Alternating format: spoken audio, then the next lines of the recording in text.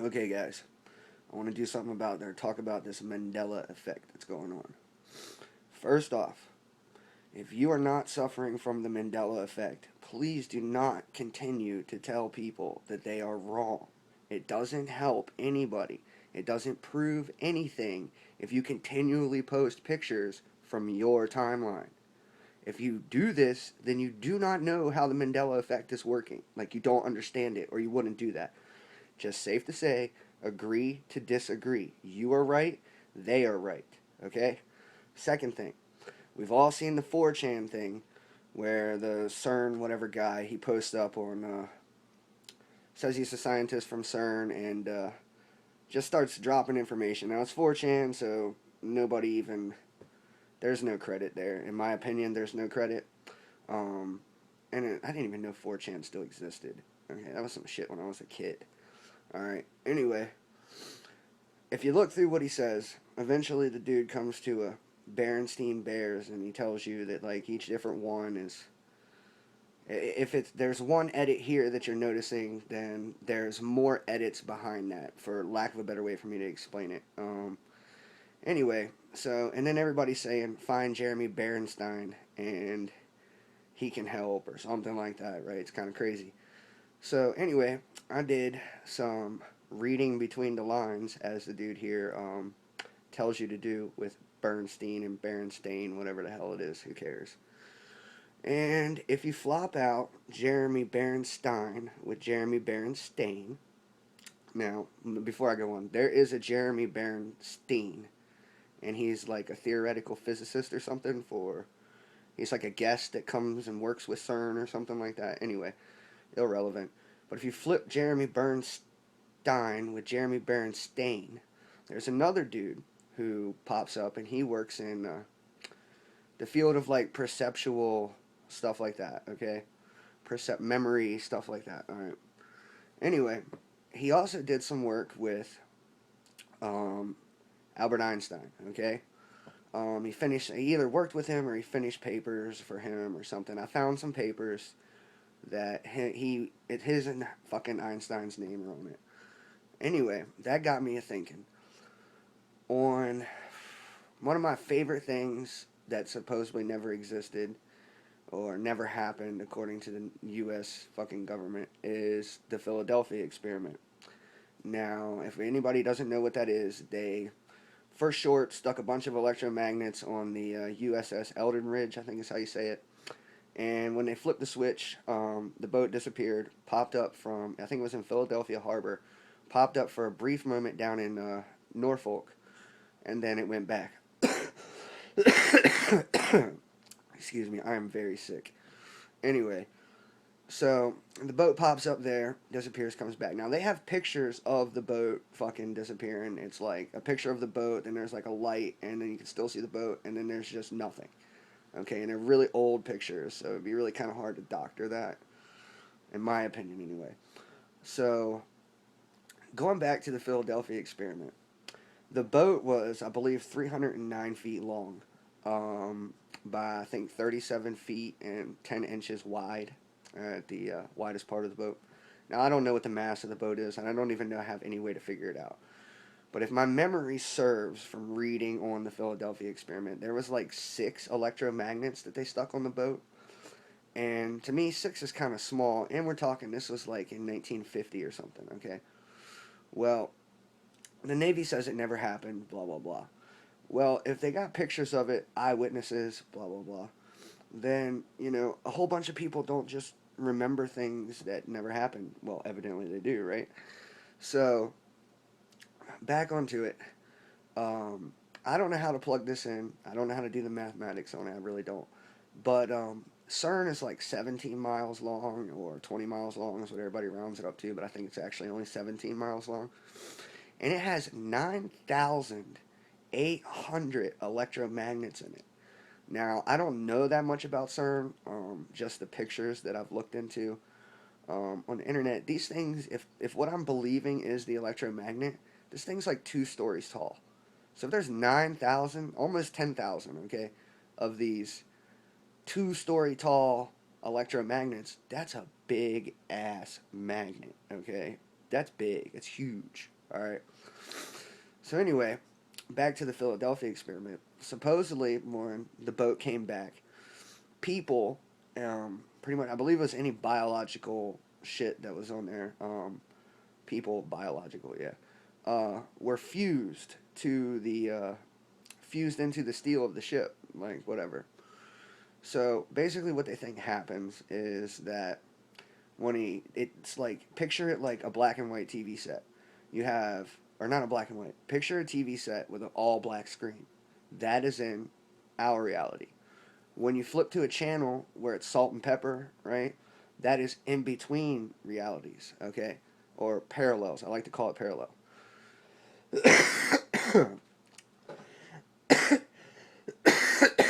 Excuse me again. Anyway, and then when they turn the switch back off, the boat popped up. It turns back to a black screen. So anything stuck in the wrong spot was fused with, what was there. So my sister calls me, and she's been all about this Mandela effect thing too. It's pretty cool, it's fun to look at. And anyway, the shit, forgot what I was saying. So if CERN is a giant electromagnet, and in some time around 2012, people started noticing the anomalies. For the most part, I believe, if I'm understanding right, I just got onto this Mandela effect thing maybe a week ago. I had heard about it, but now I'm actually starting to look into it because some stuff is affecting me. Anyway, my sister tells me that if they flip the switch on CERN. CERN, evidently, that collider runs 24/7. They never shut it off.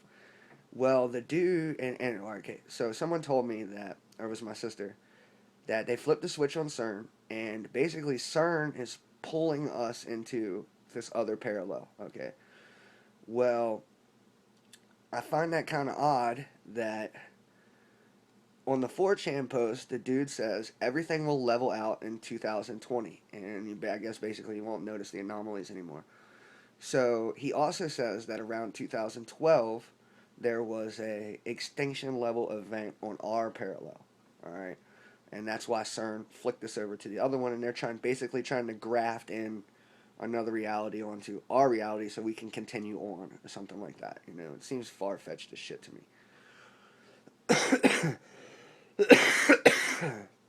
I am so sorry. I just have to get this out.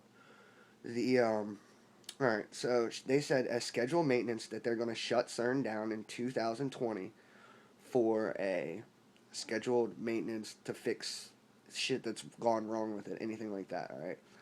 Well, it's kind of weird that the dude on 4chan, who nobody believes, said that information and said that everything will level out around 2012.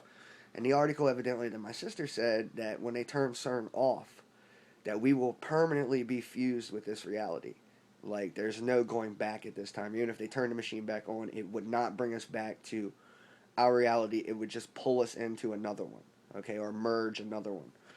So, I don't know how to do the math on this, like I said, but if CERN is 17 to 20 miles long, and there's 9,800 magnets on this thing, and it, from pictures, if what I'm seeing is the magnets, then the mass of the Earth is easily Googled. It's in kilograms or something. It's a whole shitload of zeros, and like more than I've ever seen. But I don't know how to read. Well, I know how to read. I don't know how to do math this big. I just suck at math. I've always sucked at math. But it's like 6 times 1,045 is the scientific notation for the weight of the Earth in kilograms. So, to me, if someone could figure out maybe some more information at Philadelphia, I don't know, like I said, I believe, if my memory suits, there was like 6 electromagnets is what they used on the boat, maybe 8, anyway. That doesn't seem like a lot of electromagnets to move a destroyer escort class boat to me. Now, if we can figure out what its mass is and figure out how many magnets were used, if we can even figure that out, I'm sorry, what the hell is going on here? Then we should be able to apply the math onto the Earth versus the size of CERN. And I'm really just talking out my ass at this point. But even if you are relatively close to the size of CERN, the amount of magnets, what kind of field it would generate, because evidently CERN creates more gravity than the Earth itself can produce or has, like by like tenfold or something. I don't know, but that makes a lot of sense to me. That possibility of them recreating or using this Philadelphia experiment type thing at CERN to shift the Earth. Like, you're not going to tell me that the U.S. government had this thing that, people eyewitnessed. People died from it. They died from this experiment. There's pictures of this experiment. And then they're just going to pretend and say that it never happened. It never happened. Yet people remember it. There's pictures of it. There's movies been made about it.